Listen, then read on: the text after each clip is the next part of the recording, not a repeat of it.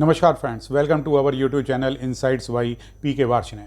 जब से हमने आरबीआई की अनाउंसमेंट सुनी है कि डिजिटल रुपया आ रहा है, तो ये सवाल पैदा होता है कि ऑलरेडी जब यूपीआई चलन में है तो डिजिटल करेंसी में और जो यूपीआई है उन दोनों में क्या फ़र्क होगा। इस बारे में हमने कई एक्सपर्ट्स की राय भी ली, उनके अनुसार भी, और ये कंक्लूजन ये निकला कि जो डिजिटल करेंसी है, जिसको कि हम ई रुपया भी कहते हैं, दूसरे शब्दों में सीबीडीसी भी कहते हैं, यह एक वर्चुअल करेंसी है जिसे कि आप छू नहीं सकते हैं, टच नहीं कर सकते हैं, और ये एक तरीके से रुपए की तरह ही होगा। डिजिटल करेंसी को ऑनलाइन वॉलेट में रखा जा सकता है। इस करेंसी को जेब में कैश की तरह रखने की ज़रूरत नहीं है। यह देश में जो है एक लीगल करेंसी होगी, यानी इसका एक लीगल टेंडर होगा।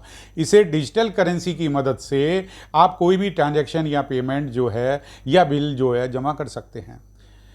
इसकी वैल्यू जो होगी रुपए के बराबर होगी, यानी 1 रुपये की डिजिटल करेंसी 1 रुपये के बराबर में, और 500 रुपये की डिजिटल करेंसी जो है 500 रुपये के बराबर में होगी। और जब भी आपका मन करे, जब भी आपका जी चाहे, डिजिटल करेंसी को बैंक में जाइए और फिजिकल नोट या कैश में आप कन्वर्ट कर सकते हैं। तो डिजिटल करेंसी की वजह से पैसों का ट्रांजैक्शन जो है बहुत इजी हो जाएगा। बड़े बड़े ट्रांजैक्शन के लिए यह बहुत इफेक्टिव होगा।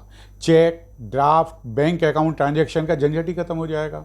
कुछ सेकंड्स में ही मोबाइल से फंड ट्रांसफ़र हो जाएंगे। और इस करेंसी को जो है पेपर नोट्स की तरह लंबे समय, जैसे पेपर नोट्स को हम लंबे समय तक संभाल कर नहीं रख सकते, लेकिन इस करेंसी को लंबे समय तक संभाल कर रखा जा सकता है, किसी तरह नष्ट नहीं किया जा सकता। साथ ही सबसे बड़ा इसका फ़ायदा ये होगा कि फेक करेंसी, जो जाली नोटों की समस्या होती है, उससे भी छुटकारा मिल जाएगा। और सबसे बड़ी बात होती है, जो सबसे बड़ी यह है कि पेपर नोट जो होते हैं उनकी प्रिंटिंग का जो खर्चा आता है, उनकी जो कॉस्ट आती है, उसमें भी बचत होगी। तो ई रुपी जो है आरबीआई से डायरेक्ट ट्रांजैक्शन करेगा और इंस्टेंट सेटलमेंट की क्षमता को प्रदान करेगा। तो डिजिटल रुपया अपने आप में एक लीगल टेंडर होगा, और ज़रूरी नहीं कि फिजिकल करेंसी द्वारा ये बैक्ड हो। यानी जब जितने की डिजिटल करेंसी इशू की जाएगी तो backed by rupees paper print रोज नोट्स जो हैं, उसके लिए ये ज़रूरी नहीं होगा। तो डिजिटल रुपया जो है आरबीआई के द्वारा ऑपरेट किया जाएगा, ना कि बैंक के मीडिएटर्स के द्वारा, जहां प्रत्येक बैंक का एक अलग यूपीआई हैंडलर होता है। जैसे यूपीआई के उसमें हर बैंक के अलग अलग यूपीआई हैंडलर होते हैं, इस तरह जो है डिजिटल रुपये का कोई हैंडलर नहीं होगा, direct operated by the RBI. अब यूपीआई जो है उसका पेमेंट जो है आरबीआई के ट्रांजैक्शन बैंक के साथ में सेटलमेंट पर निर्भर करता है।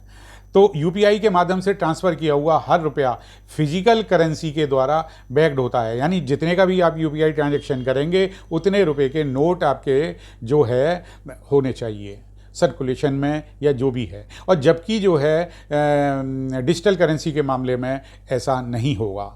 तो यूपीआई में जो यानी कि इसमें यूपीआई की जो बात कर रहे हैं हम, जो है इसके माध्यम से किया हुआ ट्रांसफ़र किया हर रुपया फिजिकल करेंसी द्वारा बैक्ड होगा, और यानी कि इसमें कैश करेंसी या पेपर नोट की भी ज़रूरत होती है, जबकि डिजिटल करेंसी में के लिए ऐसा होना ज़रूरी नहीं है। यही सबसे बड़ा जो डिफरेंस है यूपीआई और डिजिटल करेंसी में।